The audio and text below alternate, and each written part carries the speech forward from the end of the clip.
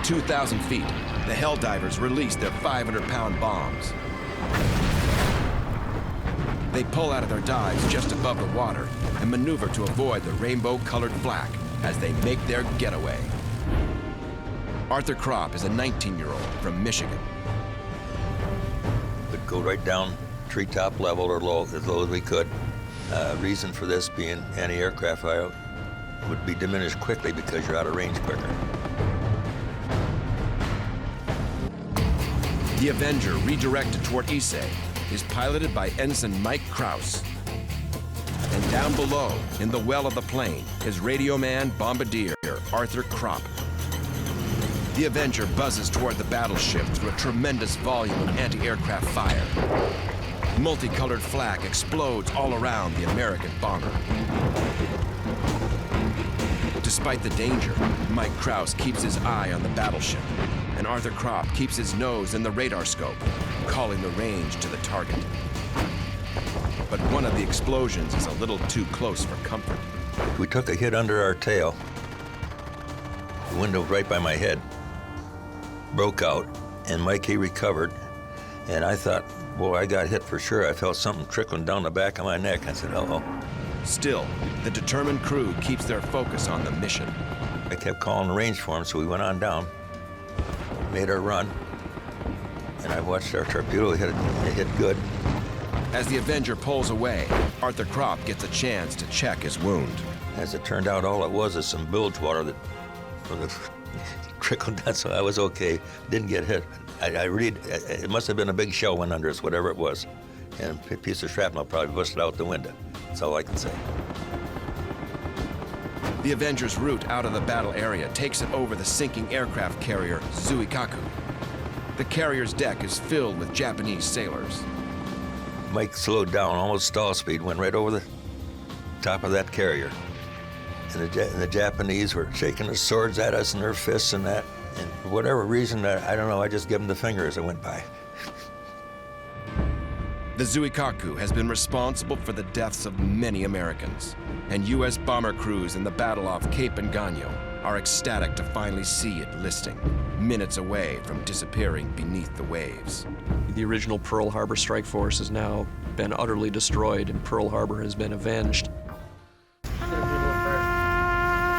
are here today to honor Art Kropp and the 1,500 shipmates that were lost, who were members of the greatest generation. Gracious God, grant that we may appreciate and treasure the freedom that is our gift and our heritage, and that we may never forget the great price at which it was purchased for us all. We remember this day before you all who serve in the armed forces of our nation. Protect and defend them in the day of battle and in the time of peace. Grant that they may serve with honor and dignity, both to your great glory and to the credit of this nation.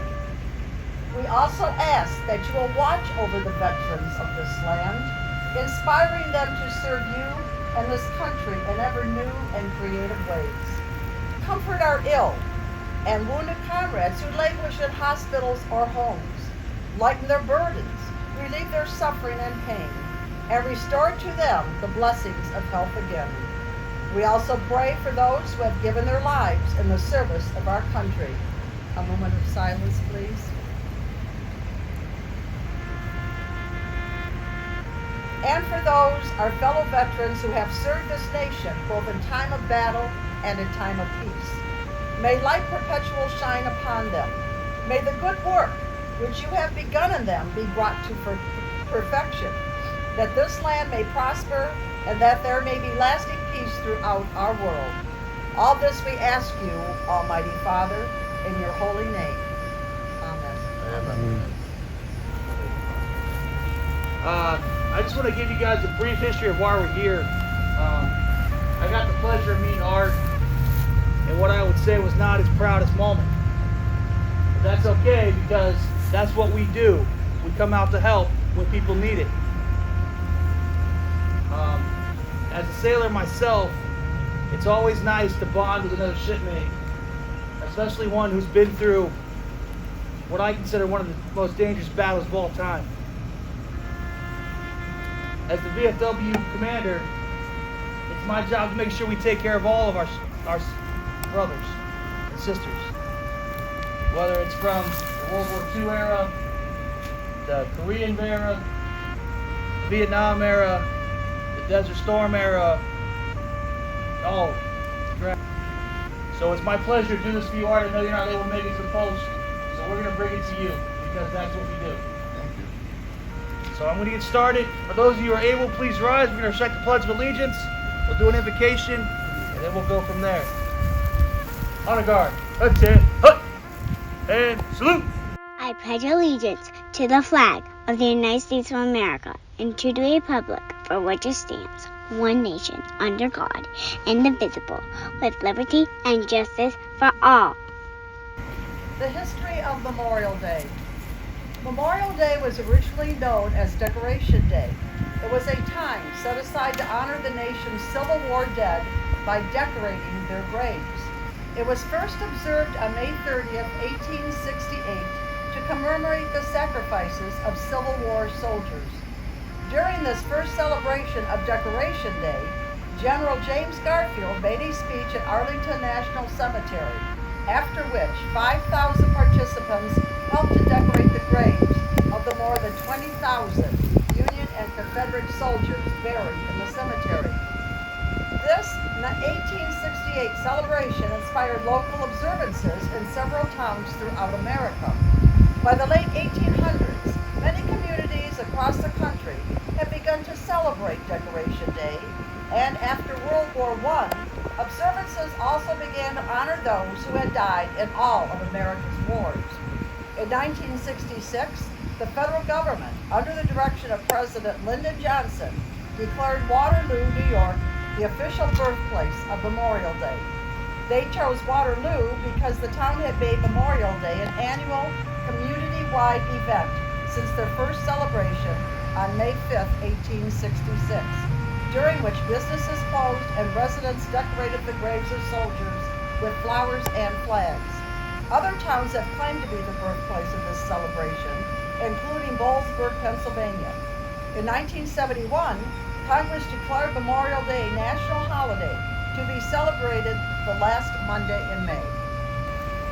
Before we get started, Art, we got a couple things for you. I'm going to let Mike go first. He's the owner of Simply Clean Pressure Washing and More. These guys, they run a county-wide contest, and you were nominated, and I'll let Michael go. Yeah, it would be my honor to provide you with free services. And what I want to offer to you is a free roof wash, free house wash, free driveway, free walkway, and anything else that you may need.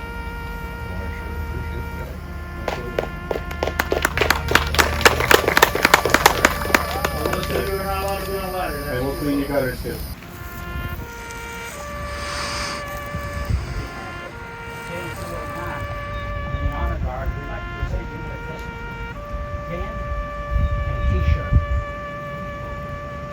I see a couple 10209 members out here who haven't been around in a while. Spring Hill Post 10209, effective tomorrow, will be known as the Staff Sergeant Michael Wayne Schaefer Memorial Post. Staff Sergeant Schaefer was the first Hernando County veteran killed in action in Afghanistan, 2005. So we're going to be doing a rededication of the post. We're also renaming it. So the shirt that Art's actually holding is the first shirt that was printed that has the new name on it. Being one of our oldest members, we thought it was right. He got the first one. And the command calling from the commander from 10209. It's got the name. That's what we get off all the other.